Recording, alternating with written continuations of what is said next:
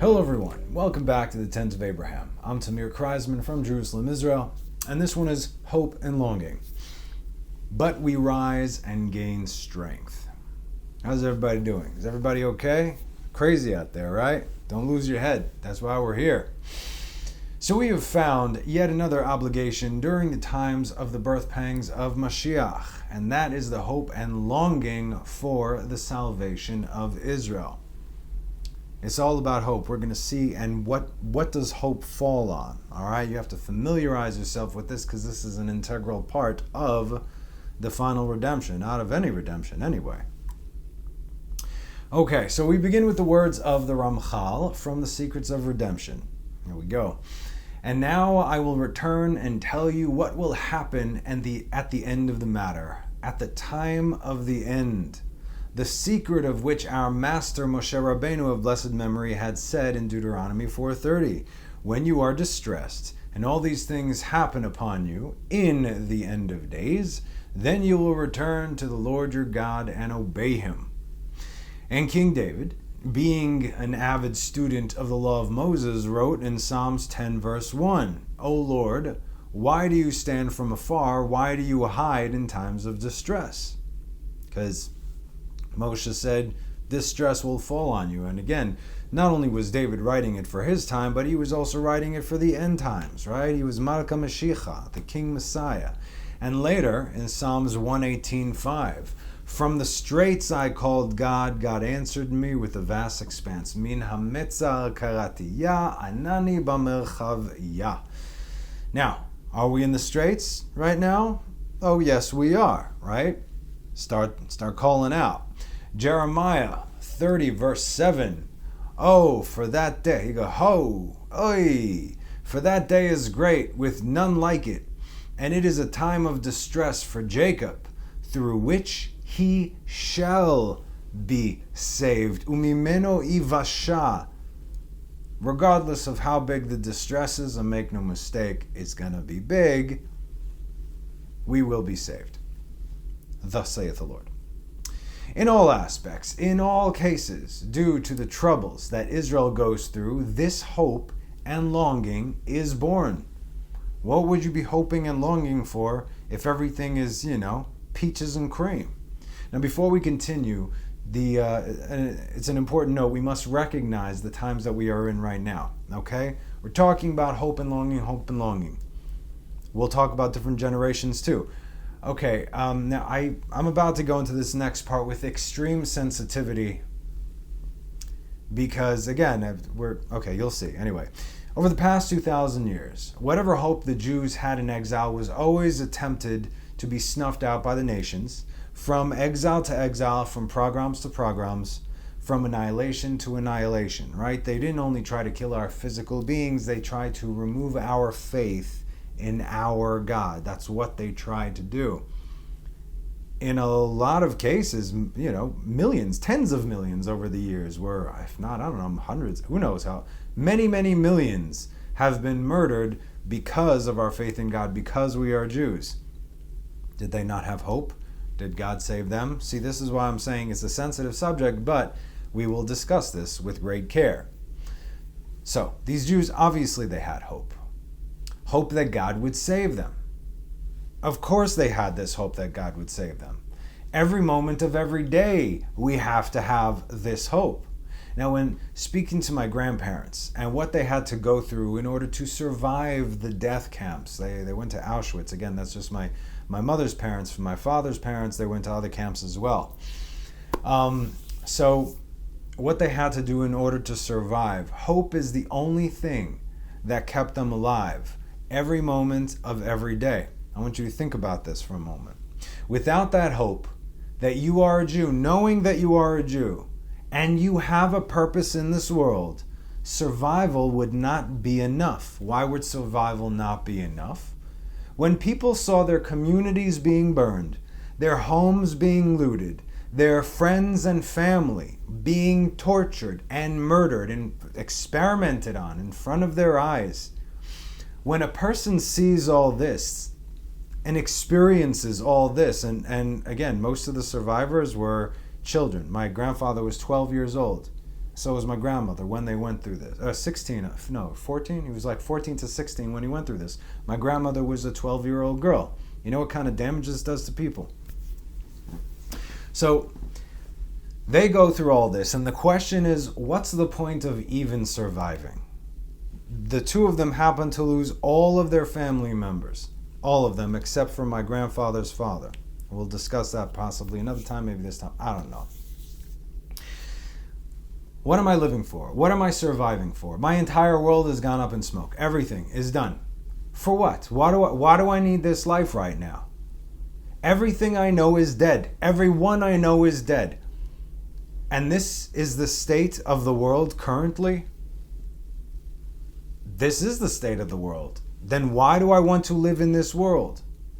Where are the allies? Yeah, a war broke out. Okay, wonderful. We got the allies, or the good guys. We see them flying overhead for months and months. Overhead, they see exactly what's going on in the camps. Why aren't they dropping bombs on the train tracks at least? So they'll stop bringing in the Jews like cattle. My grandma would say, I don't understand. Why? We see the Allied planes flying over. Why are they not stopping the annihilation of Jews? We discussed this, right? Same parties playing both sides of the field. The world has abandoned us, and many just, in the camps, they just broke because they didn't want to survive in a world like this. If you don't have a reason to live, you lose strength. They're like, okay, and you're gone. Self-preservation had nothing to do with it anymore. Everybody's got a natural instinct to survive, yes? But again, surviving for what? You want to survive and go out and live in that world? As far as you're concerned, that's the only world left for you. I'm trying to get you into the situation. And the only thing keeping those who survived alive was the hope that somehow, in some way, God, because I am a Jew, and He gave us His Torah and made us these promises and covenants, that God has a plan. And it is my hope to pray to God every moment of every day, because I don't know what's next. Because this was being done to them because they were Jews. This was not random, you understand? It's not a regular hostage situation or whatever, chas v'shalom, something else.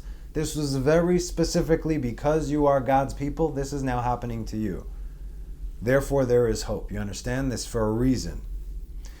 This was all the darkest forces in the world, reminding them who they were. You are Jews. Whether you're secular, Orthodox, doesn't matter, up till your grandmother, right? Who they are, and where they were, and where they belong. And most importantly, who they belong to. The more you squeeze us, the more Amalek. This is what Amalek does. Amalek's job is to squeeze Israel to the point where we cry out, right? Well, we remember, we are Jews. But I don't identify as a Jew. Yeah, but you are. See?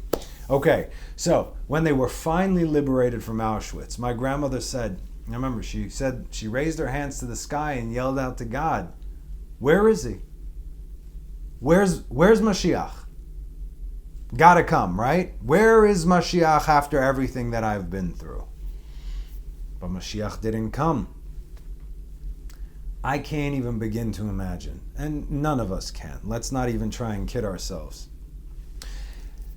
Now, they lived through all that because of the hope of God, the hope for God, that God loves His people somehow, that He has a plan, that everything is done for the sake of rectifying the world.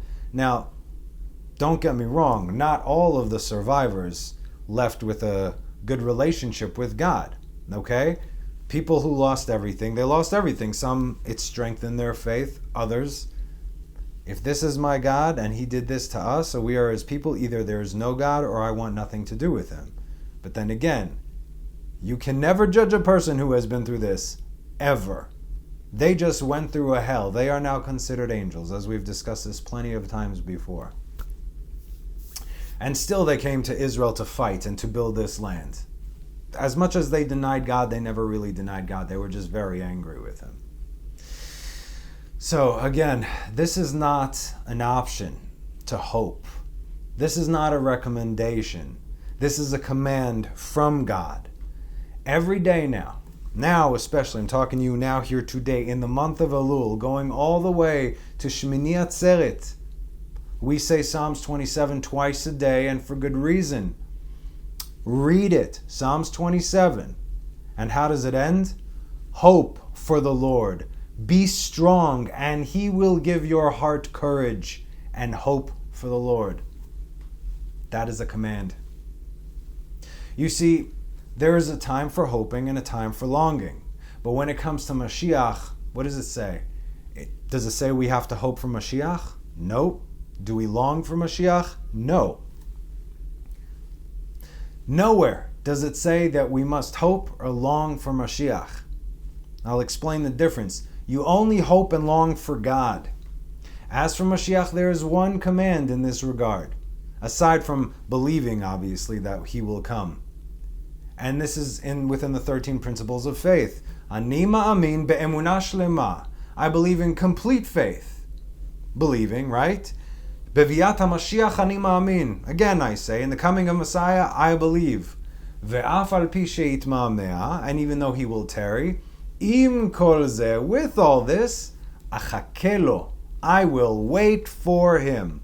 Bechol yom sheyavo. Every day, any day that He comes. Every day, any day that He comes. Like I said, we have all these things that God's giving us, all the process, but Mashiach could come today. We have to expect that He comes today. And if today's the end of the day, Mashiach is coming tomorrow. Every single day like that, because bottom line is, I told you, we don't know. Nobody does. God left us a plan for a reason, but like the Ramchal says over and over again, this is God's world. This is God's creation, His universe. He does as He pleases, and He owes us zero explanation. Nevertheless, He gives it to His loved ones, those who can decipher what He's saying. So, what is the command regarding Mashiach? You don't hope for Mashiach, you don't long for Mashiach, you wait for Mashiach. For God we long, for Mashiach we wait. How can you long for something that we have no reference point for? See, today, especially when things are getting tough, I've spoken to several people and they're like, oh, I need Mashiach to come already. Why? Because you're struggling? Mashiach is not the one that saves you. See, this is the difference. You're putting all your, Mashiach is another tool, another time stamp in God's plan, right? For God to bring the final redemption. We hope for God to do this. We hope for God to bring the Mashiach, but we wait for the Mashiach. And this is our command. This is what we must do. Hope for the Lord, long for His reign, wait for Mashiach. Okay? Okay. So, again, we don't have a reference point for Mashiach. How can we long or hope for it? There's a huge difference between the seeming end from the Holocaust to us here today. 80 years ago, the Jews were dispersed among the nations. But today, during the time of the Holocaust, the Jews were everywhere. They were just not in Israel. There were some. But after 2,000 years in exile, we are back in the land as prophecy is being fulfilled. And because of this, we can feel the end of this age. The chaos, the pandemonium, the fear, the madness that is this world. This is all written down. That's why we know that we are close. Don't get me wrong, the Holocaust counted for something. For goodness sakes, it counted for a whole lot. But Mashiach could not come then because we were not sitting in the land. Now we are, you see? So we are that much closer. And even then, during that time, they never thought that it was possible. But now we are, for better or for worse. Again, God is in control of all these things. Once we are back in the land, God says in the end of Lamentations, Lo yosif od la'aglotech, tam avonech bat Zion, your iniquity is done, daughter of Zion. I will no longer send you into exile. We are now back in land, we are never leaving. That's it. It's done. It's over. Okay? Now, from this foundation, now we got Mashiach coming. Okay. So even those living today with their face in the sand can no longer deny the lunacy that is this world. It's crazy. It's absolutely crazy. Like, what are you watching on TV? You listening to the news for what? For what? You know it's not the truth. You know none of it's the truth. Everybody who's speaking the truth is being censored. That should tell you something. Nothing is sacred, nothing is true, and there's no one to rely on except our Father in heaven, Avinu Shebashamayim. Ladies and gentlemen, we truly are living in the best of times. David constantly strengthened Israel, especially for the end of days, with his words. Psalms 31:25, strengthen yourselves. Do it, strengthen yourselves, and he will give your heart courage. If you strengthen yourself, he will give your heart courage. All who hope to the Lord. It's all about hope. This is where it comes from. But again, where do we get the hope from? That's what we're going to discuss. In the Ramchal's New Tikkunim number 38, page 85, regarding the final verse in the Torah, the final verse, Deuteronomy 34:12, and all the strong hand and all the great awe which Moses performed before the eyes of all Israel.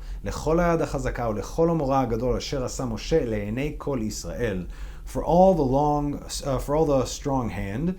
This is the validity of the faith of Israel, but also the expiration date. As Israel are constantly hoping in the diaspora, in exile. Now please note, when the Ramchal wrote this, Israel were still dispersed among the nations. He made Aliyah from Padua, from Italy. And so now we have an advantage, so to speak, over all the sages over the last 2,000 years. This is amazing. All the things that they're writing of is now in our time. Final generation. The times we live in is what they all were discussing. In fact, the times we live in are what all the prophecies were talking about, whether they were relevant for back then, but also, again, our times now. Of them it is said in Psalms 40, verse 2, I have greatly hoped for the Lord, and he extended his ear, or he inclined his ear to me and heard my cry. Again, I have greatly hoped for the Lord. Kavo kiviti. That's double. Kavo kiviti. Lekavot. Our national anthem of Israel is called Hatikva, the hope. Right? That's what it's called. Vayat elai. He extended or inclined his ear. Lehatot. Now, what does this mean? Why did God have to extend his ear?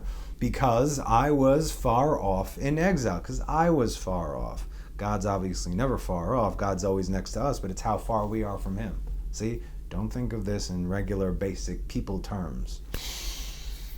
And this is why God had to extend his ear.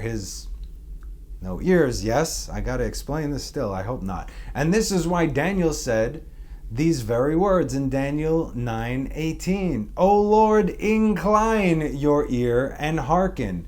Hateh lehatot, hateh Elohai oznecha ushma pekach.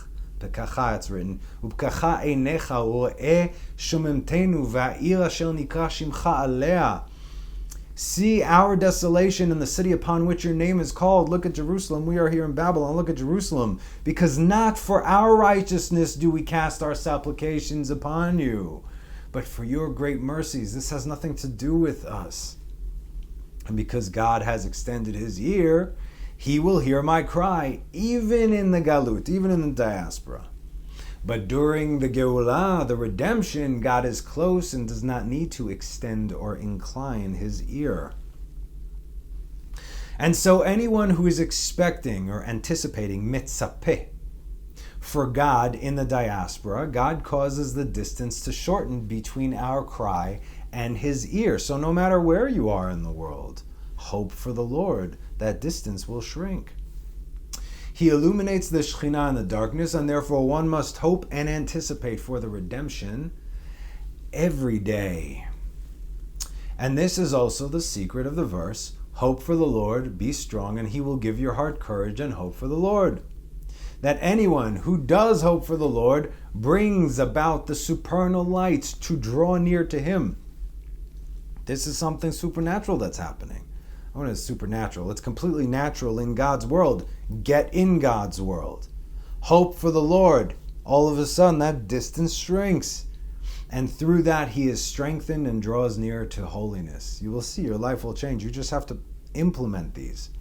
Again, this is very tough, especially in these times when this is why there's got to be a buddy system, right? Okay, if you guys are married, husband and wives, you got to work together. If you're single, find a partner, okay? Find a friend, find somebody.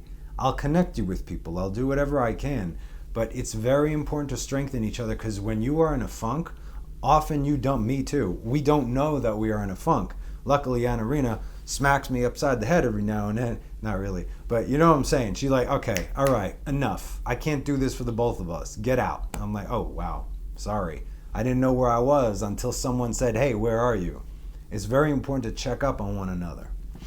Okay, so first, hope for the Lord. Second, be strong. Then, as a result, He will give your heart courage. See how that works? His words. Do you believe them? Believe Him, so that you may hope for the Lord properly. Then He'll show you how to properly hope for the Lord and actually make that connection. As for one who does not hope initially, he will not hope later on. In Re'ayah Mehemana, the faithful shepherd, for Parashat Mishpatim 119b, there are 70 words in Psalms 20, in Hebrew, of course, which begins like this: Lamnatzeach mizmor David, Yancha Adonai b'yom tzara, Yisgavcha Shem Elohei Yaakov. For the conductor, a song of David, may the Lord answer you on a day of distress. May the name of the God of Jacob fortify you. Now, what is this day of distress? This is the day that the hind of the dawn is screaming. Remember, we discussed from Psalms 22, Ayelet HaShachar. I hope you listened to those classes back then, okay? So you'll know what we're talking about right now. There are two levels to this. One is in the morning, and the other one is dawn. It's before the morning, right? As we discussed, the dawn precedes the morning, which is the Geulah, the redemption. The morning is the redemption. The dawn is the troubles. The dawn is also the darkest, right? Ayelet HaShachal. HaShachal comes from the word shachol. Dawn is shachal, but shachol is black. And these 70 words that are written in Psalms 20 are 70 screams that the hind of the dawn screams before the morning comes, before the delivery, if you will. Now, this hind of the dawn to us is also known as the Shekhinah, who cries over her sons, Israel, as the darkness overtakes them at the time of dawn towards the end, which are during the final 70 years of the final exile. The final 70 years are going to be the toughest. Not every day of those 70 years, but it's progressing. Yes, we are in those 70 years. In that time, in this time, what will happen in Israel is what was written in Isaiah 26:17. As a pregnant woman comes near to give birth, she shudders, she screams in her pangs. So were we, because of you, O Lord, who is giving us the trouble. Yes, the nations. Who is sending the nations to us? You got that. Ve'al ken nekaveh lecha Adonai Eloheinu. And so our hope is with you, Lord our God. This is the second part of Aleinu. This is where the hind places her head between her knees because she is so exhausted. She is about to die. Can't survive anymore, for all her strength has left her. At this moment, this is where God swears by His own glory that He will redeem her sons in the morning. Now, in the Graz Yahel O, or on Tehillim, it's a midrash on Tehillim, he says, sorry, it's not a midrash on Tehillim, it's his commentary on Tehillim. The 70 words in Psalms 20 speak of the 70 years of Chavlei Mashiach, the birth pangs of Messiah, in the end of days. When the hind of dawn cries out with 70 voices, we've discussed this before, as stated, that these are days of trouble from which we will be redeemed. In other words, you want redemption? Great. Here's redemption. Here's the days of trouble. They are all one and the same. They go together. You want to get to here? You got to go through this. It's inseparable. You got trouble? Just know what's around the corner. And the two levels, which are the morning and the dawn. Morning is likened to chesed, and dawn is likened to netzach, eternal, or victory. Both are of mercy as they are on the right column. Now, the netzach, eternal, or victory, nitzachon, is the 70 years of turmoil, and the chesed, the mercy, is the morning when Israel are redeemed. We can also read this in Psalms 22, verse 1. For the conductor on the Ayelet HaShachal, song of David. Lamnatzeach al Ayelet HaShachal mizmor David. For the victor, or the champion of the hind of the dawn. Lamenatzeach. Menatzeach is a conductor, but menatzeach is also winner. Right? The victor. And Netzach is a Sphira right underneath Chesed, on the right side. It's been a while, but I got it. So I got it right down there. But you guys know enough. Okay, so to the victor over the champion of the Hind of the Dawn, as this psalm is also about Jacob's troubles in the final 70 years of exile. And what else can we see regarding the dawn, the Shachar? That the night is likened to the exile. There's night and then there's dawn. Morning. Vayihi erev, darkness. Vayihi boker, boker bakara. Now I can see. Ruth 3:13. Stay over tonight. Lini halayla. Here you go. Stay in the night. Vehaya baboker. Im igalech tov. יגאל, ואם לא יחפץ לגאלך, וגאלתיך אנוכי, חי אדוני, שכבי עד הבוקר. Look at this verse in the context that we're just reading. Ruth 3:13. Stay overnight, and it will come to pass in the morning that if he redeem you, well, cool. Let him redeem you, but if he does not wish to redeem you, I will redeem you as the Lord lives. Lie down until morning. Lie down in the exile, keep a low profile during the treacherous night, for in the morning, one way or another, you will be redeemed. See that? In Exodus 5:9, during the long night of the exile, let the labor fall heavy upon the men and let them work at it and let them not talk about false matters. We've discussed this very verse several weeks ago, that the purpose of the heavy labor was to keep the Israelites from even the thought of hope. Remember I gave you the thing with the grasshoppers from that movie Bug's Life or something? Right? They said the ants outnumber us 100 to 1, and if they understood that and they weren't focused on serving us and working so hard they could take us out like that, that's what this was. Exactly the same thing. So right now, what is your hard labor? Your phone, your this, your that. Oh, the numbers are going up. Whatever. Scare tactics. Granted, the world is on fire, sure. But, worry and what are we going to do? And then, hope for the Lord.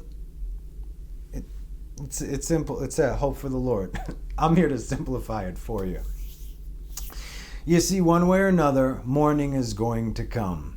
Which is why we are called to hope for the redemption, for God, to long for it, and to survive and hold on until it arrives. This is our point of reference, because this has happened before. We have been closer to God than we are today, right? We see, we read, we hear, we believe, we hope. We have no hope for Messiah because we have no reference point. If Messiah would have come already, Messiah would have come. And then the world will be upside down. But since the world is like this, Messiah never came. Anyway, so we need to move forward like this with the full knowledge of trust that it absolutely will happen, that all these things will come into play. And the harder it gets, that's when we know that we are in the blackness of the dawn, and therefore the closer the morning is to revealing itself. So the harder it gets, as difficult as that is, strengthen yourselves. God will give you courage, and then you will hope for him properly, because you can actually see that light. We therefore know that the 70 years are the birth pangs of Mashiach, as all exile is likened to a birth. Isaiah 66:8. Who heard anything like this? Who saw anything like these? Is a land born in one day? Is a nation born at once? 1948 it was. That Zion both experienced birth pangs and bore her children? It's happening simultaneously. We're in the 70 years right now. Question is, wait a minute, Tamir, that was over 70 years ago. 73 to be exact. Exactly. We'll discuss dates another time. I'm very apprehensible about discussing dates. Because first of all, I've seen so many different channels giving us dates. All of them are Christian channels. Why are these people still in business? I don't know. The Lord, I guess, gave them some misinformation. So, while these 70 years are taking place, and the great troubles ensue, there will be much hope at those times for a swift redemption. Now let's just take a look around for a minute. Okay, let's take a look at the world. When there's no war, no rockets, no Rona running around, no Super Rona plus, then nobody's complaining. In fact, that's when Jews, both here and around the world, become very complacent. Hey, life is good. Like we said, in Babylon, I got my synagogues, I got my Beit Midrash. What do I need to get out of bed now and go to the land of Israel and do all this stuff? Why do I need this? Okay, we see what happens and what will happen as a result. Granted, we had plenty of difficult wars since we've been here, from the War of Independence, 1948, to the Sinai War, 56, Six-Day War in 67, Yom Kippur War in 73, Lebanon War, 82. Again, we've had countless of operations and battles and sieges and intifadas, everything in between. I know, we see this, but we're talking about an open war with a real existential threat to life in Israel. Okay? In other words, if Hamas wants to rain 10,000 rockets, we're still going to be here, because if we really wanted to, we drop one tactical nuke and they're done. That's not going to happen, though. But again, there's no existential threat, but in some of these wars, there absolutely was. And yet, we have been here for 73 years now. So, can we start counting from 1948? Well, now we can. At no point in time did any war bring Israel completely down to her knees. Until now, because this Rona thing, with this magic cure thing, is coming into the homes. Every home, every wallet, every heart and mind of the people in this country. You want an existential threat? Yeah, it's called fear and madness. And there is fear in the streets unlike any open war with our neighbors could possibly accomplish. Now, all of a sudden, people are looking to God. Unfortunately, it's very few people, like I said. The minority of the minority are actually looking to try and understand what's going on. And as we have seen, although God loves all his children, our sages show us from the first redemption that the last redemption will be like the first redemption. And in the first redemption, only 20% made it through. And out of 600,000 men ages 20 and up who left, not including the women and the children, so there were millions, maybe even 10 million, I don't know, a lot. 600,000 men who left Egypt, only two who left Egypt, Caleb ben Yefuneh and Joshua ben Nun, who left Egypt, set foot in the land of Israel. Not including the other spies, right? But they actually made it, and then they lived in the land of Israel, fought in the land of Israel. There are roughly 7 million Jews in Israel today. Okay, there's about 1.5 million Arabs and another 500,000 non-Jews. 20% of 7 million is 1.4 million. But there is another Kabbalistic thought from Rabbi Avraham Azulai of Morocco from the 1500s. I heard this in the last few months. I decided to look this up myself. Very interesting. These Moroccans, they had some stuff. These guys were extremely high Kabbalists, and they passed down understanding, not necessarily written. I mean, he wrote some of these things down, but they were passed down such intense knowledge. He said this from his book almost 500 years ago. Know that we have a tradition of acceptance. I'm translating of acceptance, that on the same day when the Messiah comes with Kibbutz Galuyot, the gathering of the exiles, to Eretz Israel, on that day he will find in the land of Israel 7,000 of the children of Israel. Only 7,000. And on that day, when that happens, the dead will live in Israel. And on that day, the temple will be built with good stones and pearls.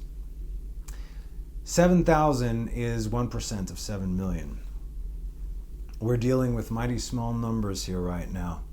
And where have we seen this before, where 7,000 remained?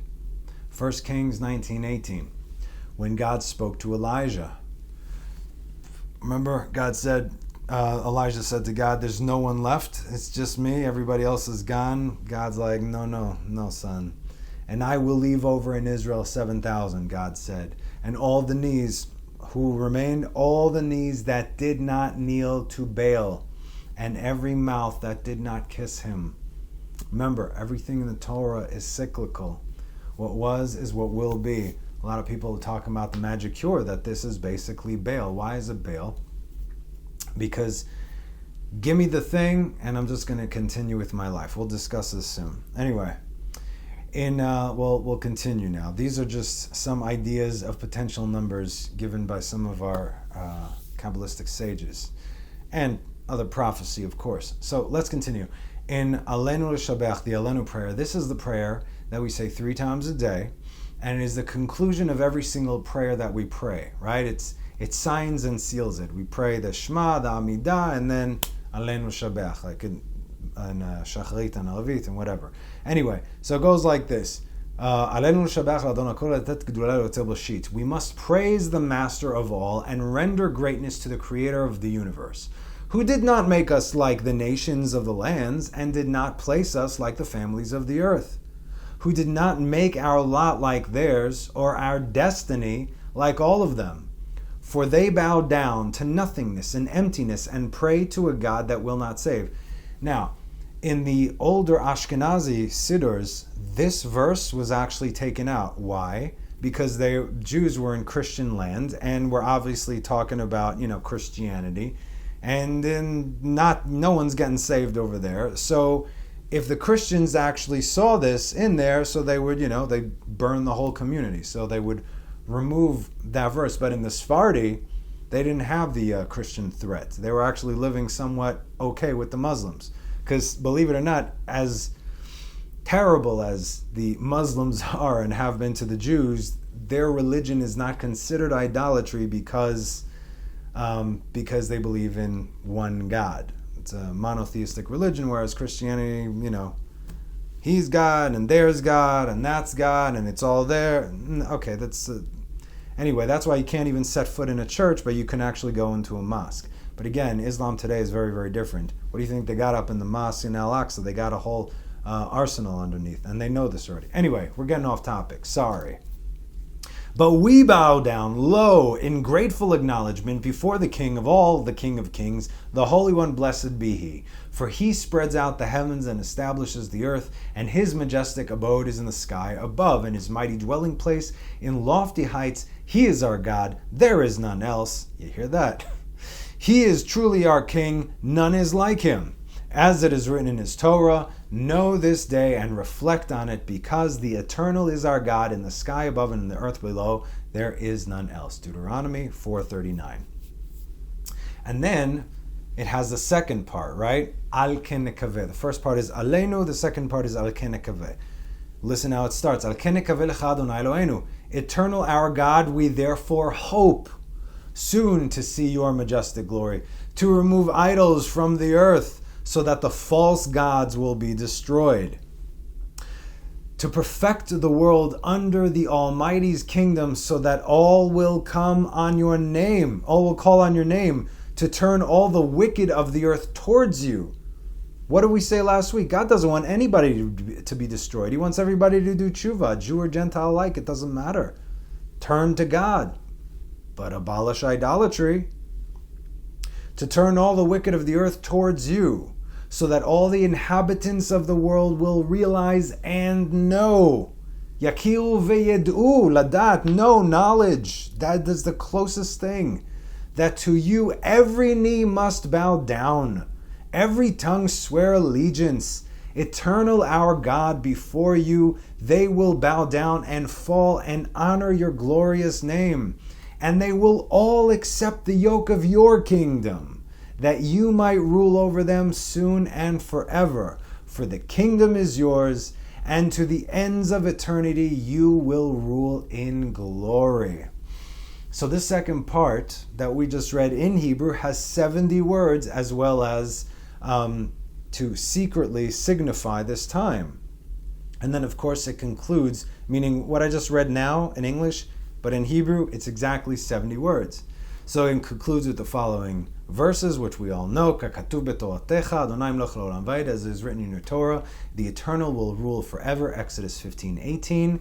V'ne'emar, and it shall be said, the Eternal will become king over the entire earth on that day, by Yom Hahu. The Eternal shall be one, and his name shall be one. Zechariah 14:9. Now you know where we say it every day. These are the 70 voices of hope and the 70 screams of pain, all during the final 70 years before Mashiach ben David arrives. Remember, during those 70 years, that's Ben Yosef's time. After that, that's Ben David's time. Because again, we discussed that there are two Messiahs. And they are, of course, connected. It's like one, I'll set him up, you knock him down. That's exactly what this is. So when we read Psalms 22, we know that this speaks of Messiah ben Yosef. He's the one that's got to go through these troubles. We see his struggle because the last 70 years of the exile will be the toughest. Like I said, you see Messiah, I didn't see Messiah coming because this is the situation. Furthermore, and that's why you have to write different books to try and convince the mass public. So no, it's this. Think. So furthermore, Ayelet HaShachar. Ayelet is the numerical value of truth, of emet. Aleph Yud Lamed Taf. Meaning the truth itself will be blackened by the dawn. You can't get truth today, can you? It was said in Midrash Psika Rabati chapter 37, it is taught that in the future the forefathers of the world will stand in the month of Nisan, the time of Passover and our first month, and they will say to him, Ephraim, Mashiach Tzidkenu, our righteous Mashiach. They're calling Ephraim the righteous Mashiach. Who's Ephraim? Mashiach ben Yosef. Although we are your seniors, you are greater than we, because you have suffered and endured the sins of our sons. And many hardships have come over you, such as not had been experienced from the first generation to the final generation. And you were ridiculed by the nations, for the sake of Israel. Again, you want to say that the other guy was ridiculed by who? By Israel? If you believe what was written? Not by no nations. You're the majority of the world right now. I don't want to hear this. You were ridiculed by nations for the sake of Israel, and you sat in the darkness, and your eyes did not see the light, and your skin had dried up upon your bones, and your body is dry like the bark of a tree. And your eyes have been darkened from fasting, and your strength dried up like a potsherd, and this because of the iniquities of our sons. This does not mean that the sons did not need to do and do not need to do tshuva. Make no mistake about this. It just holds judgment. It defers judgment. That's why tzaddikim die. The judgment that was supposed to come on that generation, if a tzaddik dies because of that judgment, the judgment gets pushed off a little bit. What happens when we're running out of tzaddikim? We don't have that many left. Now just notice that nowhere here is anyone taking anyone's sin away. Okay? And if it weren't for the great mercy upon you, you would be gone from the world in an instant, as said in Jeremiah 31:19. Is Ephraim a son who is dear to me? Is he a child who is dandled? For whenever I speak of him, I still remember him. Therefore, my very innards are agitated for him. I will surely have compassion on him, says the Lord. Now, in Hebrew it says, Rachem arachamenu, Neum Hashem. Rachem is mercy, also rechem, which is womb, interestingly enough, but Rachem acharamenu. So that's the double meaning over there, okay? So it's translated as surely I will have compassion. So whenever you see something surely something, it most likely has a double meaning in Hebrew if you don't know how to read the Hebrew. So compassion, what are the two times compassion? First time, compassion when he is in prison, as every day the nations of the world would gnash their teeth at him and roll their eyes at him and shake their heads at him, biting their lips, as written in Psalms 22, verses 8. All who see me will mock me. They will open their lips, they will shake their head. And verse 16, my strength became dried out like a potsherd, and my tongue cleaves to my palate. And you set me down in the dust of the earth. You did this to me. But it's okay. And they roar at me like lions. As is written, they open their mouth against me like a tearing, roaring lion. And by the way, we've always known that a lion is the righteous animal, right? Lion, Judah, and all that stuff. in the spiritual sense, representing the right side, chesed, mercy, of the chariot of God.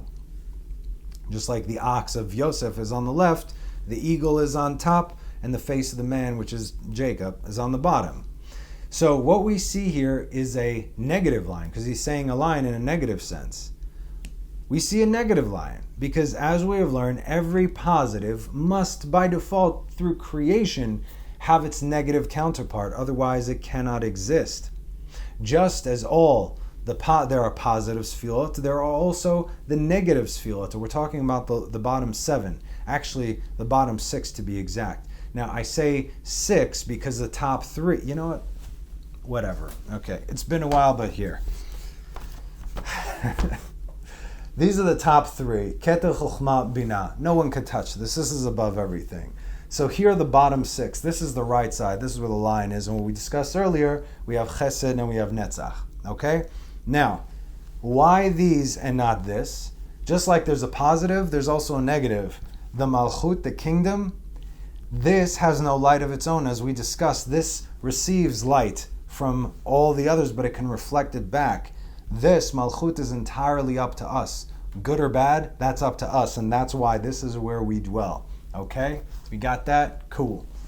Now, let us continue. So we have a negative line that is trying to kill Ben Yosef over here, or circling Ben Yosef.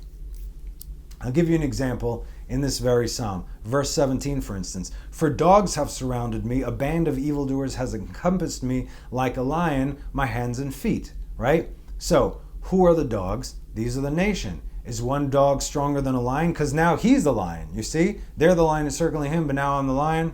Okay. So, like dogs in the wilderness encircle the lion. We've all watched National Geographic, right? It would take about 20 hyenas to take apart a lion. It's not, 5 aren't going to do the trick. So, is a dog stronger than the lion? Obviously, a dog is not stronger than a lion. But a pack of dogs, like 70 of them, can tear a lion apart, although he is stronger than them individually. And why does it mention the lion's hands and feet? Represented by Chesed Gvura, connected by Tiferet. Yeah, since we already have this here. Here are the hands and here are the feet. You see this? They take this and they bound him in the opposite sense. They take the Chesed and the Netzach. The right arm, the left the right arm, the right leg, the left arm, the left leg, and the body and the Yesod. You see? They bind this. This is how they can overtake him, even though he is stronger than they.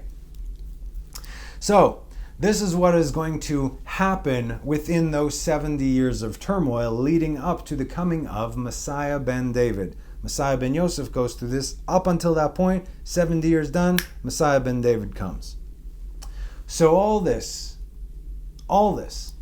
is the first mercy that was mentioned, right? The first Rachem Arachameno. Now what's the second one? The second is when Mashiach leaves prison, that not one, not two, not even 3 kingdoms come against him, but what it says 140 kingdoms surround him. Now, there's a spiritual and physical aspect to this. I looked up, I'm like, how many nations are in the UN, right? 193. But if you actually look up the world nations military, you will get 140. In other words, there's 140 nations with significant military might. Okay? Now, just saying, this stuff was written between 1,000 and 1,500 years ago, what I just read to you. But not the UN, the part before of what's going to happen. Incidentally, though, there's also a duality of the physical and the spiritual. Just like there are 70 nations down here, for each one of those nations you have a governing angel. So you could have the governing angels and the nations coming together, making it 140. Anyway, there's several different ways to look at it, but don't forget the two-way thing. So how did they know all this stuff? Who knows? Anyway, back to Ben Yosef. And so opposed to all these tremendous troubles stands the aspect of what? Of bitachon, of trust. We have discussed this many times. Belief in God, or even faith in God, does not impress, because almost everyone has faith in one way or another, but their actions are what are going to prove their trust. Do I trust that God will get me through this? To which it is said in verses 5 and 6, our ancestors trusted in you. They trusted and you rescued them. Becha batchu avotenu, batchu vatefaltemu. They cried out to you and they escaped. They trusted in you and they were not ashamed. Elecha za'aku v'nimlatu becha batchu v'lo yivoshu. Betach, right? Havtacha is also called a promise. And furthermore, 9 through 11, one should cast his trust upon the Lord, and he will rescue him. He will save him because he delights in him. We're going to see all these connections. For you drew me up from the womb, you made me secure on my mother's breast. Upon you I was cast from birth. From my mother's womb, you are my God.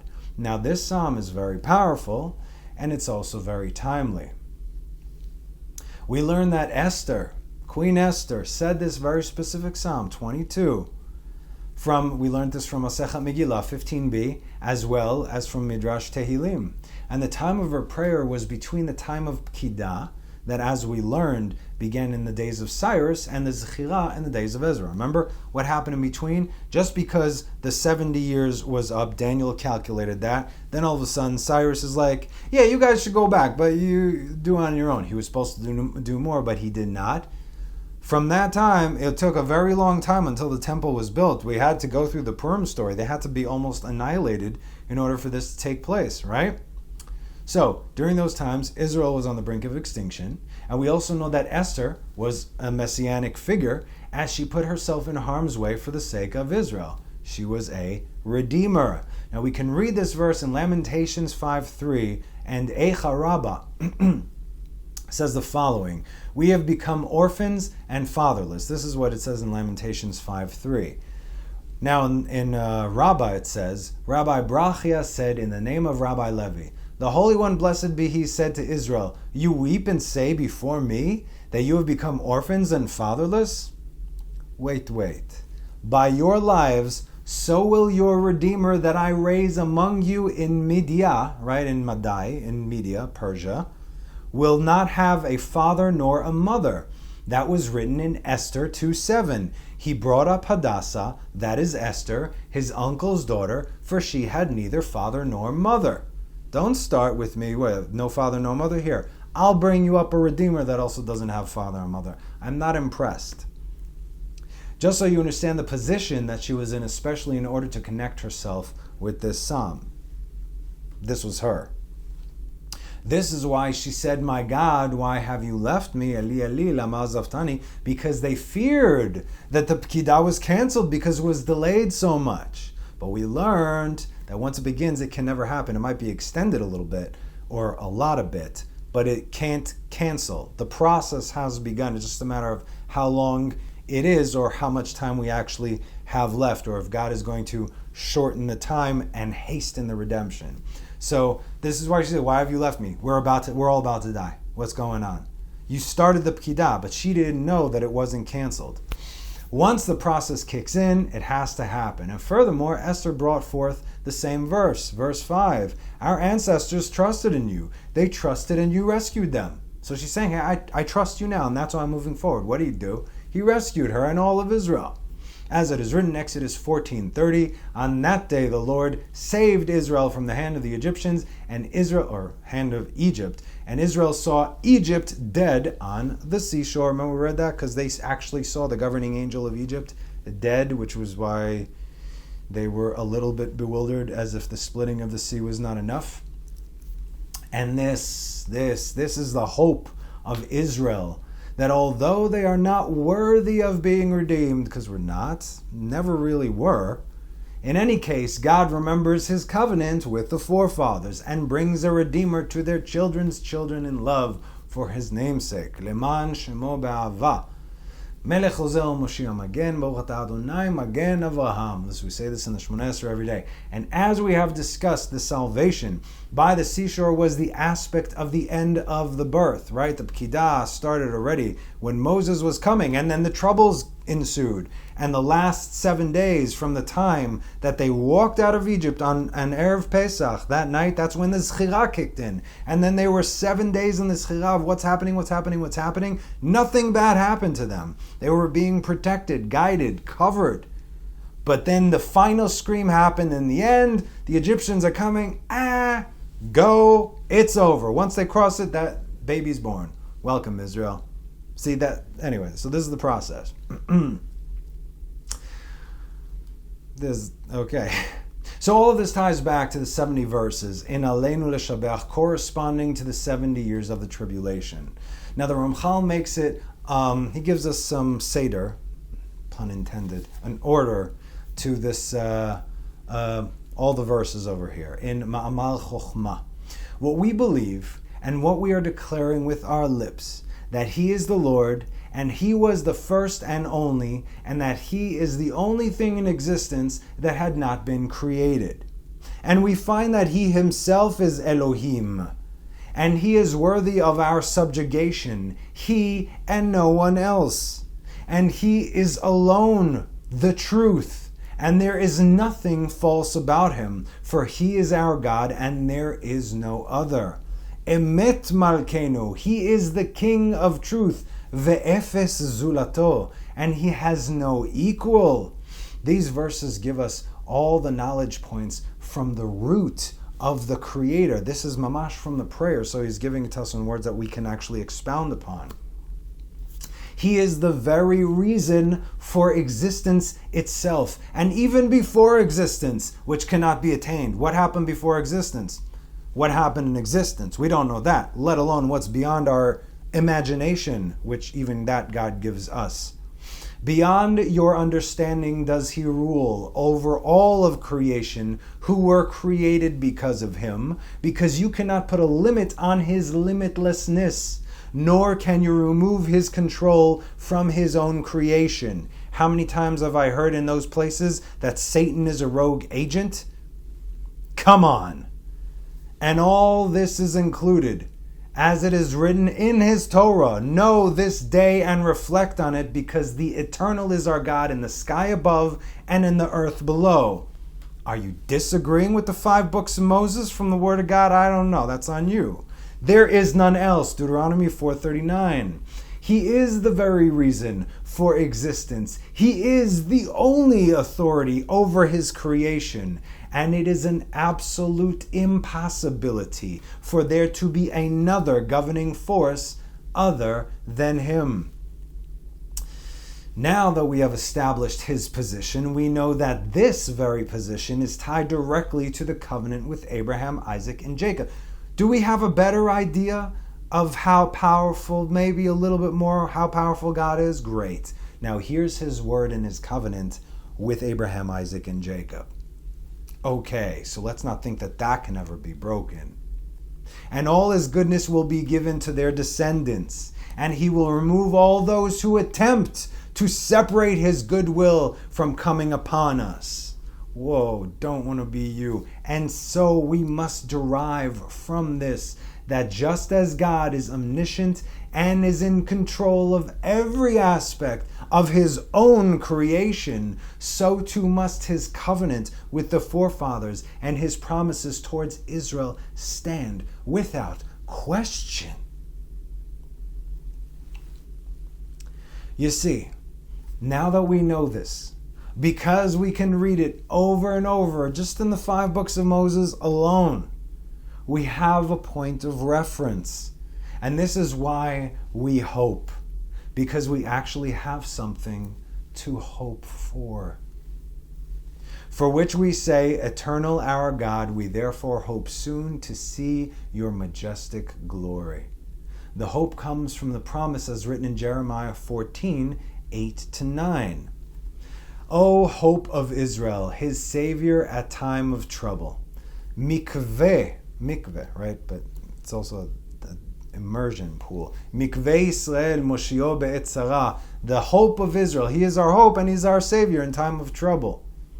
For you, and in verse 9, you are, why should you be like a man overcome, like a mighty man unable to save? You ain't a man, God. For you are in our midst, O Lord, and your name is called upon us. Forsake us not. And so, because of this hope and understanding, Jeremiah prayed in verses 21 to 22. Do not condemn us for your name's sake. Do not disgrace the throne of your glory. Remember, do not break your covenant with us. He's just giving him a nice reminder over there. Are there among the vanities of the nations those who give rain? Does the heaven give raindrops? Is it not you, O Lord our God? Now let us hope for you, for you have done all these. See, this is the recognition. In addition, it was said in Midrash Tehillim regarding the verse from Psalms 40, verse 2. I have greatly hoped for the Lord, and he extended his ear to me and heard my cry. The text says in Isaiah 25:9, and they shall on that day behold, and they shall say on that day, behold, this is our God, we hoped for him that he would save us. This is the Lord for whom we hoped. Let us rejoice and be happy with his salvation. You see a theme here, meaning that what inspires Israel to do anything is hope in the salvation of God. As it said in Lamentations 3:25, the Lord is good to those who wait. Again, wait for him is a bad translation. To the soul that seeks him. What does it say in Hebrew? Tov Adonai lekova lenefesh tidrashenu. Lekavot, kivui, hope. Okay? And Zechariah 9:12, return to the stronghold, you prisoners of hope. Also today I will restore to you a double promise. Well, it says, Mishneh ashivlach. Mishneh is an additional, could be bigger. Lest you say, according to Jeremiah 8:20, the harvest is past, the summer is ended, and we are not saved. Meaning, Psalms 27:14, hope for the Lord, be strong, and he will give your heart courage and hope for the Lord. You hope for the Lord, and you have not been saved. Good question. What do? Hope again and again and again. And if you say, well, how long should I hope for? David answers in Psalms 131:3, Israel, hope to the Lord from now to eternity. You never stop hoping. Which is why it is said in Psalms 31:25, strengthen yourselves, and he will give your heart courage, all who hope to the Lord. And what's written in the very next psalm, because it ends in 31:25. That's the last verse. 32:1. Very next verse says, of David, a maskil, praiseworthy is he whose transgression is forgiven, whose sin is concealed. What do we say about the word maskil? It's wisdom, wise, right? V'amaskilim yizaru kazohar harakia. The wise will shine, as Daniel said. So maskil. What does the maskil say? David, a maskil, praiseworthy is he whose transgression is forgiven, whose sin is concealed. What does this have to do with anything? We will read this. So whose sin is concealed? What does wisdom particularly have to do with your sins going away? Now we're back to 40 verse 2. I have greatly hoped for the Lord, and he extended his ear to me and heard my cry. Meaning, because I have greatly hoped for the Lord, he had extended his ear to me and heard my cry. As a result, verse 3, and he drew me up out of the roaring pit from the thick mire, and he set my feet upon a rock. He established my steps. He put a new song into my mouth, a praise to our God, so that many may see and fear and trust in the Lord. Praiseworthy is the man who made the Lord his trust and did not turn to the haughty, those who turn to falsehood. This method works. Do not lose hope, no matter what. Remember, and make no mistake, and I'm telling you this right now, you will be tested on this. I don't give you pop quizzes, but you will get them. We continue with the words of the Ramchal regarding hope. From Otzorot Ramchal, page 246. He says, the hope for truth is the trust in the truth, meaning that we have perfect faith and trust in God that he is unchanged, along with the promises he gave. right? This is why replacement theology doesn't work. This is why Christianity doesn't work.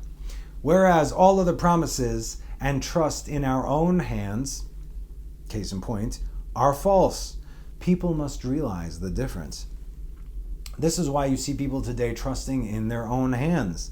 That is this, I'll give you today's example. You got the super duper cure plus, right? Or whatever, any super duper cure. The magic cure. Which was given from their God-forsaken hands to so they can have their God-forsaken lives back. This is what the super-duper cure does. And I say, there are plenty of seemingly religious individuals who fall for this because they do not include God in the process. It's as simple as this. Who brought about the Rona? Yes, we know it was manufactured, beyond a shadow of a doubt. But who brought it about? Remember? Everything, right? Remember what we just read? Everything. So if God brought about this Rona, as we just read, master of everything, then he is responsible for every last atom in existence. He is responsible for who lives, who dies, right? Right, okay. And he is the sole governor of said existence. So to try and undo what God did, without even asking God, why did you do this, is, well, foolish to begin with. If something like this comes, okay, call it what you will. We'll call it the flu, but whatever. We must ask ourselves why, and we can learn from all the scriptures that if something like this comes upon the world, comes upon Israel, comes upon everybody, 100% of the time it is because God is not pleased with how we are living our lives. More so Israel than the rest of the world. This whole thing is for Israel. Sorry guys, we're not doing our job. I know. If Israel were doing their job, everything would be better. But Israel are not doing their job. So God sends these things to remind us that we are not doing our job. And here we come up with the magic cure, magic potion that people are lining up to put in their bodies for the sake of going back and living their lives the way that God is clearly showing us is wrong. So what are you doing?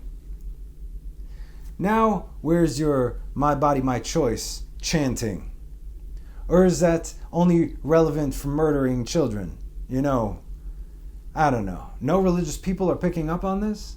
No one say, oh, I'm going to do this and go right back to my life because my life was great. No, it wasn't. How do I know? Because this came about.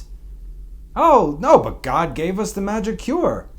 Yeah, definitely. So we should take it. No, it doesn't mean you should take it. This is mind-boggling. Again, I'm seeing smart people just become dumb because they refuse to see this. Where's your wisdom? Where's your understanding? Where's your trust? They'll say, oh, well, we got to do our best. That's not how you deal with this. That is not how you do your best. When it clearly says that in the end of days, all the governments and all the authorities are Erev Rav, are wicked. Are the religious people reading this? No, they're not. We are a small group and shrinking. So where is God in all this? The trust in God and God alone is absolute truth. And guess what? Even if you are wrong, it's okay. Now, how can this be? But wait, it's got to come from a good place. Proverbs 3, 5, and 6. Trust in the Lord with all your heart and do not rely or lean not on your own understanding. Know him in all your ways and he will direct your paths. He will make your crooked paths straight because by default your paths are crooked with your own understanding. You can walk exactly in the footsteps of a righteous man. You can do exactly what he does. You can go through the notions and the motions. And the outcome for you will be different from his. Case in point, and we had this in the comment section a few weeks ago, Abraham's brother. Abraham jumped into the fire because he believed without a shadow of a doubt in God before God ever spoke to him, before God ever spoke to anyone around the world. I'm just going to go do this right now. Because I believe that the world has a creator, and he's my guy. And so he jumped into the fire. And his brother, who also jumped into the fire, got burned. What happened? His brother didn't trust in God. His brother's like, oh, well, if he lived, then I'll go do that. No problem. What, God doesn't know what's going on in here, or why you did what you did? Of course he does. If you think he does not, then maybe you don't believe in God. So today, a person who has absolute trust in God and is covenant with Israel, no matter how crooked their path, it will still be set straight. But again, you have to walk innocently, tamim lifnei Hashem Elohecha, innocently before God, without your own agendas. God will not let that person go astray, even if that person is going astray. God will shift the earth underneath your feet. That you will you want to walk in that direction, son? No problem. Let me just move the entire world for your sake, so you'll get to where you need to get to. Isaiah 49:23. For those who hope for me shall not be ashamed. Oh, let me read the whole verse. And kings shall be your nursing fathers, and their princesses your wet nurses. They shall prostrate themselves to you with their face on the ground, and they shall lick the dust of your feet. And you shall know that I am the Lord. For those who hope for me shall not be ashamed. Do you believe him? Do you trust him? You would be wise to do so. So said David anyway, right? What did Bilam say? Right? The wicked sorcerer. Numbers 23:19. God is not a man that he should lie, nor is he a mortal that he should relent. Would he say and not do, speak and not fulfill? If an evil sorcerer trusted the word of God, what excuse do we as his children have not to? What? Because you don't see or feel or what your limited mind is able to produce? Because you don't get what you want, so you don't trust in God? This is all for your benefit anyway. Habakkuk 2:3. For there shall be another vision for the appointed time, this time, and he shall speak of the end, and it shall not fail. Though it tarry, wait for it, chakeh lo, for it shall surely come, it shall not delay. There is a time. For if it's not in this world, then it is in the world to come. Nothing gets lost and everything is recorded. Psalms 9:19. For the needy shall not be forgotten forever, neither shall the hope of the poor be lost to eternity.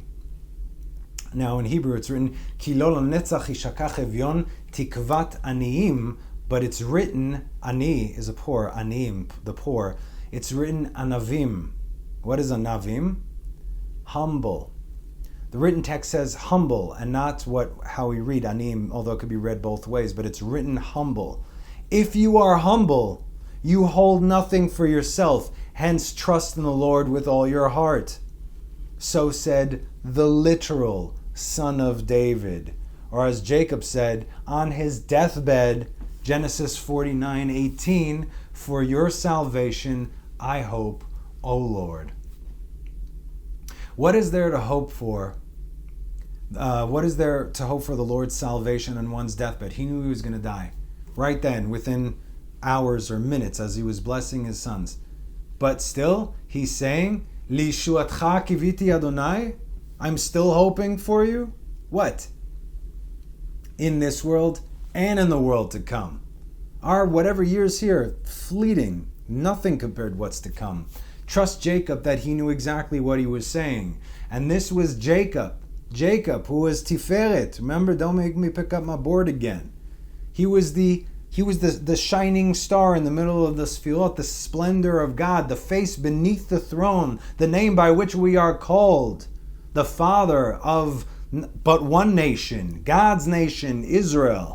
And still upon his deathbed, he was still hoping for the Lord. Halevai alai, I pray that upon me. He was one of the most righteous men to have ever walked the earth, and if so, then what hope is there for us?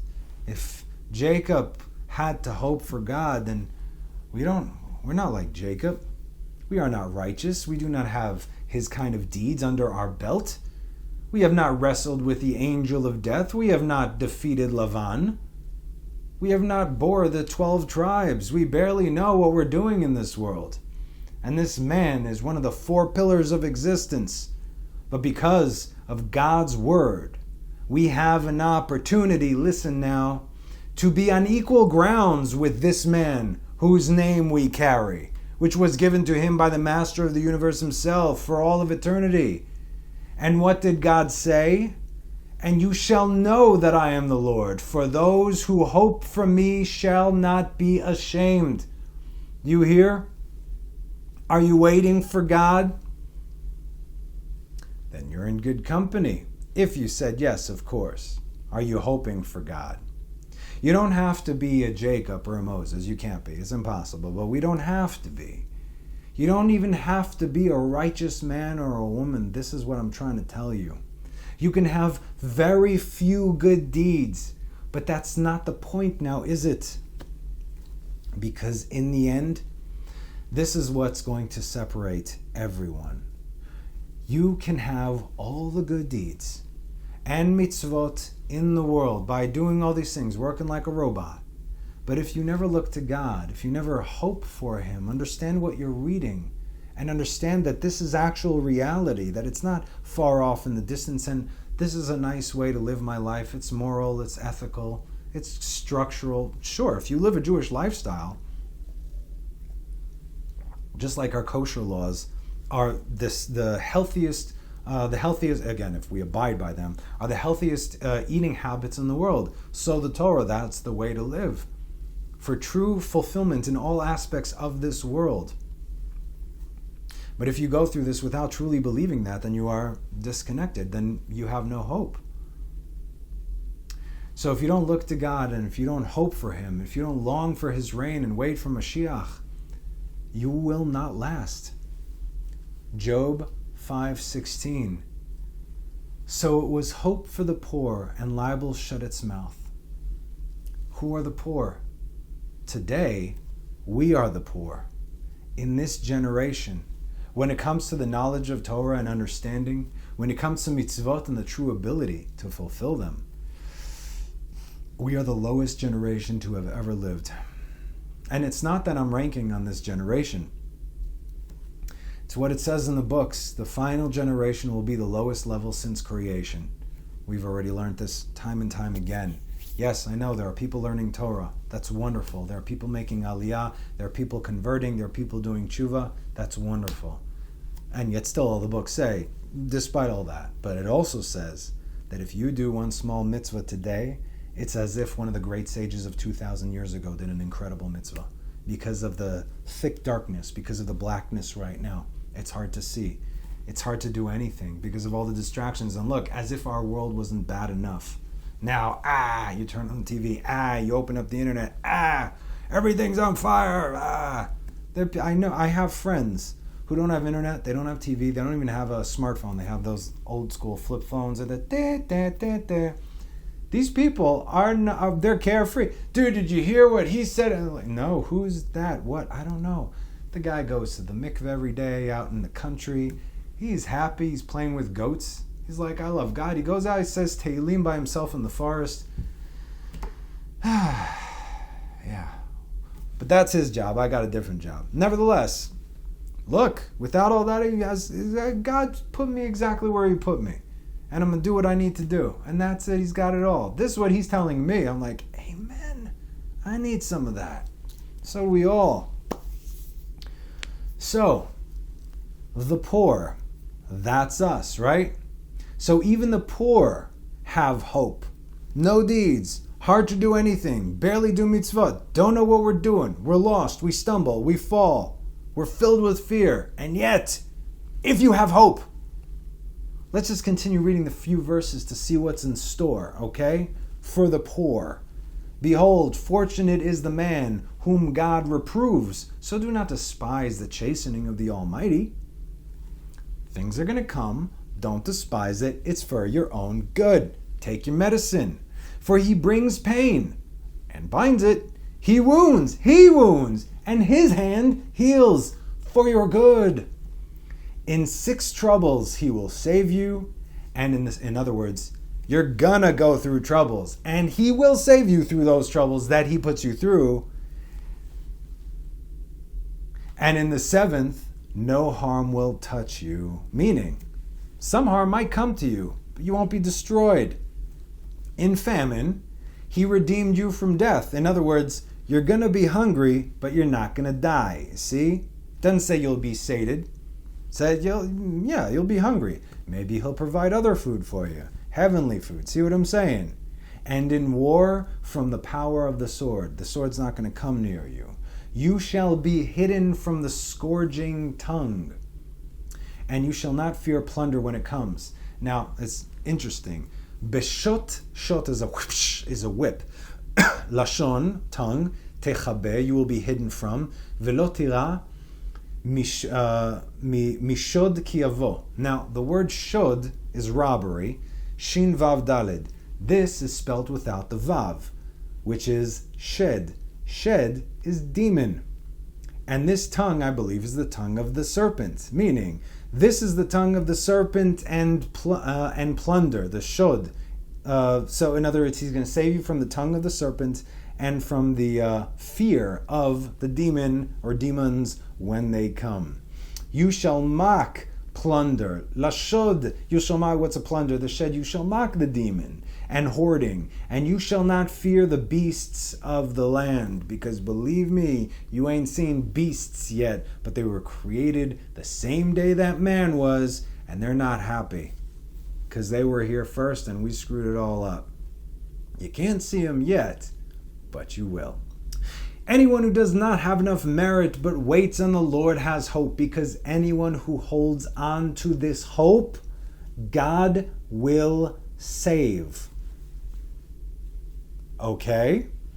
And this is the very end of the tikkun, the rectification of Israel in exile. Again, we are in the land, but we are still in exile. You hope to God and trust him that he will redeem you. As it is written in Zechariah 3:9, for behold, the stone that I have placed before Joshua, 7 eyes are directed on the stone. Behold, I untie its knot, says the Lord of hosts, and I will remove the iniquity of that land in one day. That same land that the beasts are coming out. And this is the salvation that Jacob was speaking of. For your salvation, I hope, O Lord. He saw it. He knew it. Remember, he started off telling him, come, I will tell you what's going to happen in the end of days. In the end, he didn't. It was removed from him, and yet he hoped, because this is what he initially saw. In one day, God will remove the iniquity from this land, not because of our deeds or our merits, as we have learned time and time again, but rather because of his covenant with Abraham, Isaac, and Jacob. This we know. Now, why does it have to say, and you shall know that I am the Lord, for those who hope for me shall not be ashamed? Because we might think that those who hope to God, fall short. Guess what? We do. Accept it, own it. We all fall short. And God is saying to us, you will know that I am the Lord, because I will fulfill my word and my covenant. That's how you're going to know that I'm the Lord. Yes, you will fall short, but it has nothing to do with you now. And if you are in this covenant, meaning you are Israel, know that you will fall short, but you do your very best. Psalms 22:5, our ancestors trusted you. They trusted you and you rescued them. And if you are not Israel, but you are Noahide, what, you think God doesn't have a covenant with you? You are still in covenant with God. And you are also promised the world to come if you do your best and hope for God and no one else. Genesis 9:11, and I will establish my covenant with you. And never again will all flesh be cut off by the flood of waters, and there will never again be a flood to destroy the earth. And God said, this is the sign of the covenant which I am placing between me and between you, and between every living soul that is with you, for everlasting generations. That means forever, forever, okay? Read chapter 9. Please read Genesis chapter 9. There you have your commands, the 7 Noahide laws right there. Are we feeling good right now, or are we at least feeling a bit better? Everyone's included in this. Are we feeling less shameful and more hopeful, perhaps? That's it. Good. Let's take that. Now, speaking of shame or lack thereof, the Ramchal speaks of the verse in Psalms 71:1. In you, O Lord, have I taken refuge. Let me never be ashamed. Now, we must understand, what is the deal here with this shame? And that usually comes when a person eats something that is not their own, such as Israel when they sinned, and yet they were exiled. They were taken out of the exile, like in Egypt, for instance. If God were to give them a quick and painless redemption, they would have tremendous shame because they didn't earn it at all. But now that we have had so many troubles for thousands of years, and still a few more to come, should we receive it all with love and not resistance, anger, and with complaining? Remembering God's words from so many sources that we have quoted, but Job 5 seems to fit this best right now. Behold, fortunate is the man whom God reproves, so do not despise the chastening of the Almighty. You are going to go through it and understand God loves you. This has to happen because you on your own are not ready to receive what is about to come into the world, the goodness that is more spirit. So right now I have to whack the physical out of you because I love you to prepare you for the things to come. For he brings pain and binds it because Mashiach comes. People who are attached to the physical will cease to be. Okay? Like we said, you can't take these things with you to the grave. So you have to detach from this world as much as possible. Don't throw everything away or sell all your stuff. That's not what I'm talking about. I'm talking about understand the process that is at hand. He brings pain and he binds it. Don't worry. He wounds, yes, and he will heal. In 6 troubles he will save you, and in the 7th no harm will touch you. In famine he redeemed you from death, and in war from the power of the sword. You get the point. If we can get through all of that while remembering this, then we can confidently say, in you, O Lord, have I taken refuge. Let me never be ashamed. Even though I don't have merits of my own, even though I'm not a tzaddik, even though I can't even read Hebrew, even though I don't have anything, but I'm reading my Bible in English, and I see the promises, and I see the covenants, and I see your goodness, and I trust that you are today as you were back then. Again, and this is also the difference. You see, I'm not going to get into that. Sorry. Let's continue. After all, we are forgetting why these troubles are coming about. We are. Because God is bringing about the final redemption. So it's all part of it. And when this redemption is complete and God comforts his people, hey, it's okay. It's all over now. As is written in Isaiah 40, console, console my people, says your God. Nachamu, nachamu ami, omar Elohechem. There's something beautiful that had been brought to my attention just the other day. Thank you very much, Baruch. It's from verse 2. Speak to the heart of Jerusalem and call to her, for she has become full from her host. For her iniquity has been appeased, for she has taken from the hand of the Lord double for all her sins. Now, we've discussed this verse before. Now we're going to discuss it again because taken, Baruch brought to my attention. She has taken. It says taken. Didn't he? Not received. Taken. I'm like, oh, whoa. What is that? What did that say to me? Taken. Not receive, which is kibla lekabel, Kabbalah, to receive. Lakcha, give it to me. I want the iniquity. Jerusalem took not double, because double is kefil, but she took kiflaim. That means Jerusalem willingly asked for quadruple the punishment, quadruple the suffering. She asked for it from God. Why? This had to come from her because God does not go overboard, right? He's perfectly just.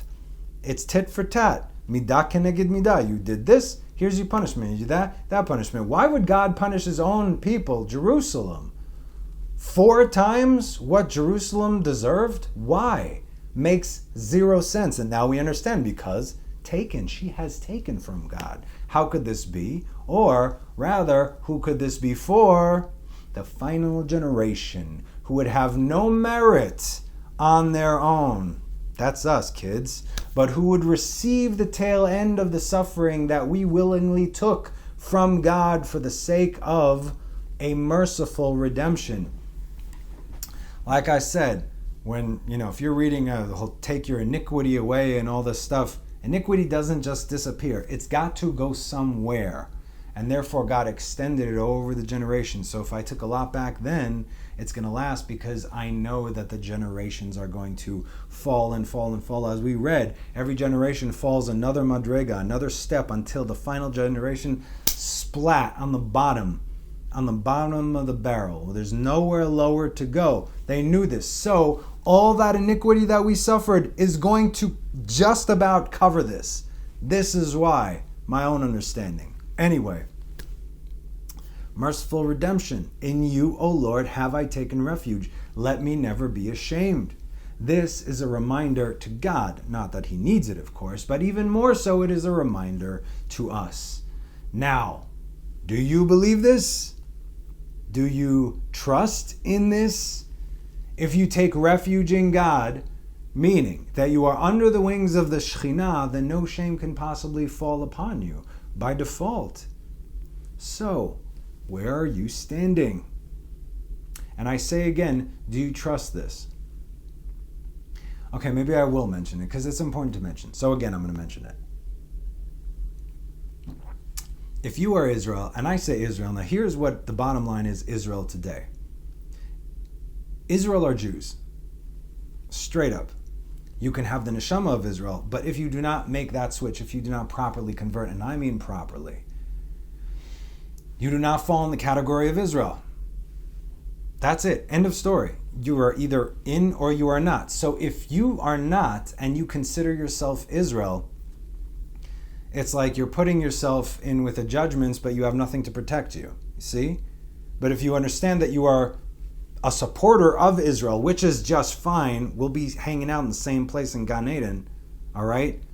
And you do that, at least you're honest with yourself, and then you can live better instead of looking over, to the grass is greener situation. This is what I'm saying, okay? So understand where you are and also understand if you want to get on that process, you better get a move on. We don't have that much time left. It's a process. Okay, now that was said, let's move on. In the Ramchal's book titled 515 Prayers, and by the way, you know what the significance is of 515 prayers? 515 is the numerical value of Va'etchanan, as in Deuteronomy 3:23. I gave this teaching in that Parasha of Va'etchanan. Va'etchanan el Adonai ba'et ahi le'emor. I entreated the Lord at that time, saying. Va'etchanan is 515. Those are the 515 pathways that Moses knew how to pray in order to entreat God regarding entering Israel. 515 of those. Just for your general knowledge, it's a good thing to know. So, in the Ramchal's 515 prayers, he beautifully displays the verses in order like he did before. He said, since they have hoped for you with great strength, because it's not easy you need to know something to hope, right? Are you reading? Do you understand? Do you believe? Do you hope? And again, it's not everything, it's like a Swiss watch. Everything is dependent upon the other. It's not like, well, first this and that. No, it all just falls into place. Anyway, since they have hoped for you with great strength, as said in Psalms 27:14, hope for the Lord, be strong, and he will give your heart courage and hope for the Lord. It was then said as a result in Psalms 31:25, strengthen yourselves, and he will give your heart courage, all who hope to the Lord. It is because of them that it will be said to the tzaddik. The tzaddik is called Mashiach ben Yosef. Why ben Yosef? Because Yosef was Yesod, tzaddik Yesod Olam. So the tzaddik is known as Mashiach ben Yosef. In Genesis 49:25, but his bow was strongly established and his arms were gilded from the hands of the mighty one of Jacob. From there he sustained the rock of Israel.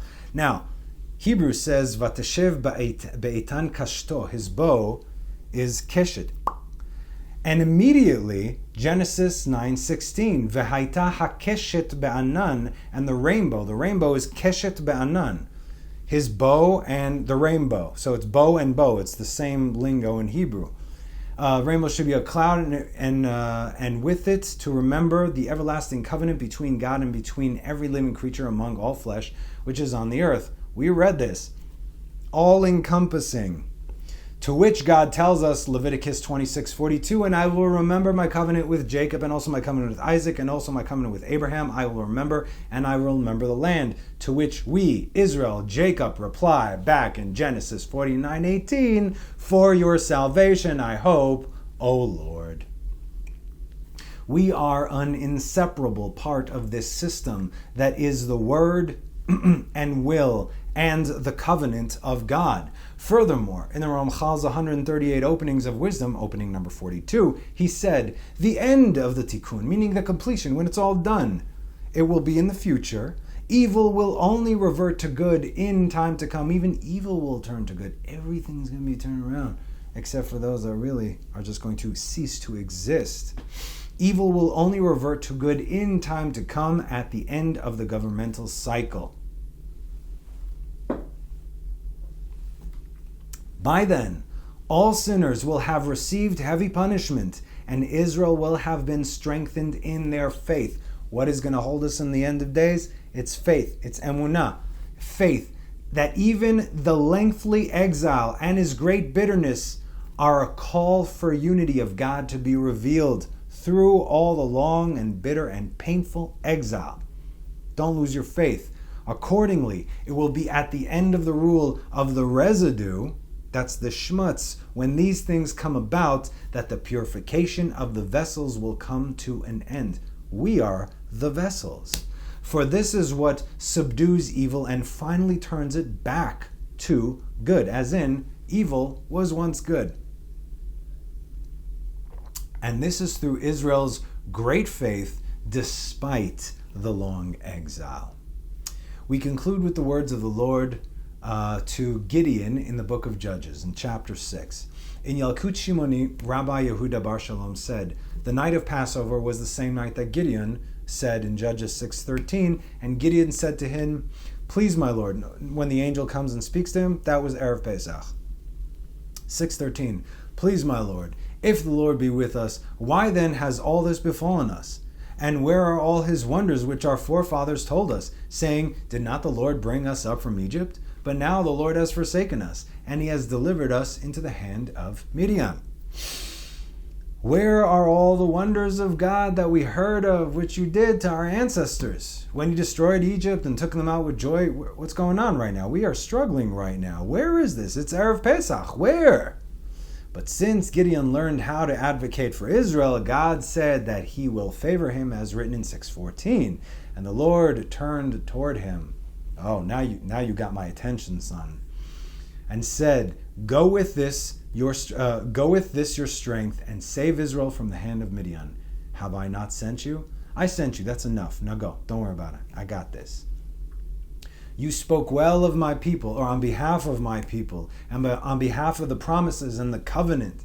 And it will be because of you that Israel will be redeemed, just as we read, Ve'oshata et Israel, and you, Gideon, you shall save Israel. Now, Gideon didn't advocate for Israel on behalf of their deeds, but rather he said, please my Lord, if the Lord be with us, why then has all this befallen us? And where are all his wonders which our forefathers told us, saying, did not the Lord bring us up from Egypt? Rashi said on this verse, if our forefathers were righteous, then God would have done wonders for their sakes, because of their deeds and merit. If they were wicked, and again, they were one step below the end. So yes, they were considered wicked, also tameh, before the lowest level of impurity. Then he showed them wonders nevertheless. Even if they were on such a low level, they still got wonders. And just like they didn't merit, and yet it happened, neither do we. And just like he saved them, so too, because of the covenant, he should save us as well. And here we are. He was talking to Gideon, but I'm talking to us now. Here we are, 3,000 years later, just about on the same step as Israel were before the last one, which, as we discussed, is reserved for us. We're right on the way down over there, final generation. And this is all our strength And this is all in our power, knowing that we have none. But that's only because we don't need none.